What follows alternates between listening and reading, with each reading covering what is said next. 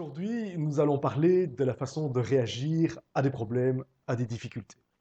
En 2008, j'étais responsable d'une équipe de consultants et le 14 septembre 2008, la banque Lehman Brothers aux États-Unis, une des banques les plus connues, s'écroule. Et à la suite de ça, vous connaissez la crise des subprimes.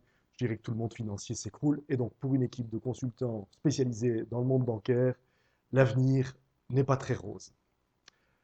Alors, à l'époque, quand on me demandait comment ça allait, je me souviens que le mot qui revenait tout le temps dans ma bouche, c'était le mot crise.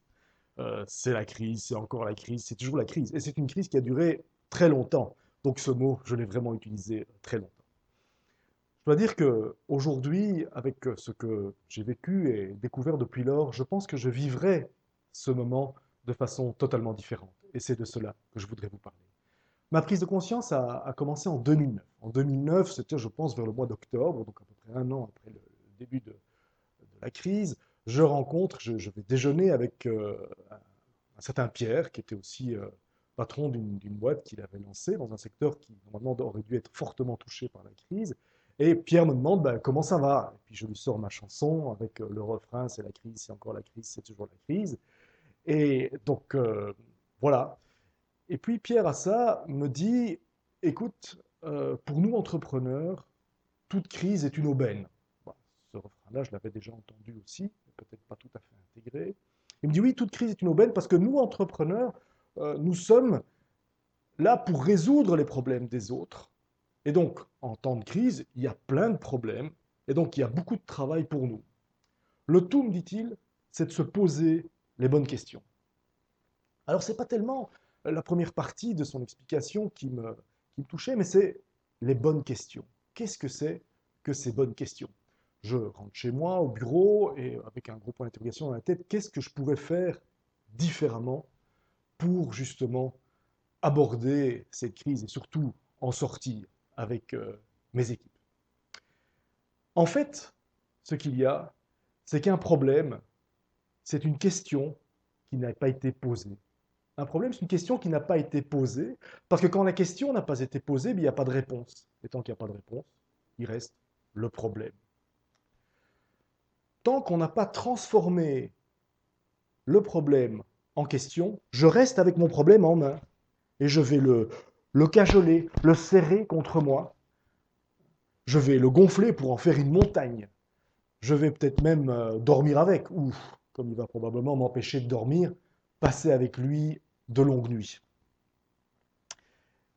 Et c'est ça tout. On est tout à fait concentré sur ce problème-là. Dans notre vie, dans nos entreprises, quand il y a des difficultés, on passe beaucoup plus de temps à parler du problème qu'à le résoudre. On va essayer de voir, par exemple, qui est à l'origine du problème. On va chercher un coupable. On va tâcher de voir ben, si ce problème n'avait pas eu lieu, comment est-ce que ça se passerait aujourd'hui? Question tout à fait inintéressante. On va essayer de trouver la cause du problème. On va retourner ce problème dans tous les sens et on reste donc avec ce problème. En fait, nous devrions passer 5% du temps à travailler, à analyser le problème et 95% du temps à nous poser les bonnes questions, à chercher les réponses à ces questions et surtout à agir. Toute la question, c'est donc de trouver justement les bonnes questions. Des questions positives, c'est-à-dire des questions qui appellent des réponses et pas des questions qui rappellent la crise. Alors, ce n'est pas toujours facile, et pour ça, je vous propose un chemin en 5 étapes. La première étape, c'est de prendre des distances par rapport au problème. Et pour prendre ces distances, vous allez simplement prendre une feuille de papier et vous allez écrire, vous allez décrire ce problème en maximum 2 lignes, de la façon la plus précise possible. Une fois que vous aurez votre problème sur papier, ben, il sera déjà plus sur vos épaules. Vous aurez pris une distance par rapport à ce problème-là. Il sera là, devant vous, beaucoup plus facile de travailler dessus et d'en sortir surtout que s'il est toujours en vous, sur vos épaules, que vous êtes englué dedans. Première partie, ça c'est les 5%. Deuxième étape, cette situation, remarquez que je ne vais plus parler de problème, je vais parler de situation maintenant. Cette situation nouvelle, qu'est-ce qu'elle m'apprend?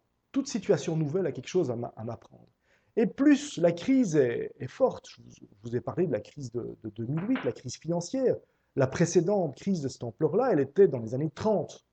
Donc cette crise-là, elle est tout à fait incroyable. Elle a quelque chose, cette situation a quelque chose à m'apprendre. Et donc je vais lister au moins 3 apprentissages que je peux faire au travers de cette crise. 3 apprentissages. Si possible, allez plus loin, allez vers 5.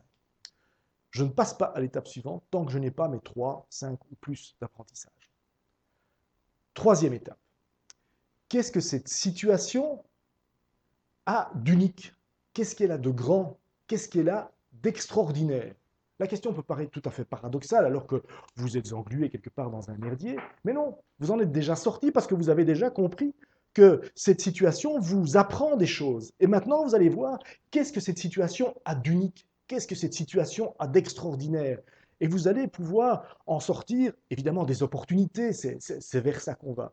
Même chose qu'avec les apprentissages, 3 points uniques, 3 choses, 3 faits extraordinaires, au moins, si possible, plus.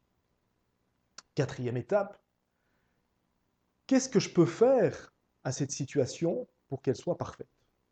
Alors de nouveau, la question est paradoxale, on vient de grosses difficultés, et là je parle de perfection. Mais comme je vous l'ai dit, vous êtes déjà sorti du problème, vous êtes sur un chemin d'évolution, vous êtes sur un chemin d'apprentissage, sur un chemin d'opportunité. Donc qu'est-ce que cette situation-là, qu'est-ce qui manque pour que cette situation soit parfaite? De nouveau, vous allez lister 3, 4, 5, 10 choses qui manquent pour que la situation soit parfaite.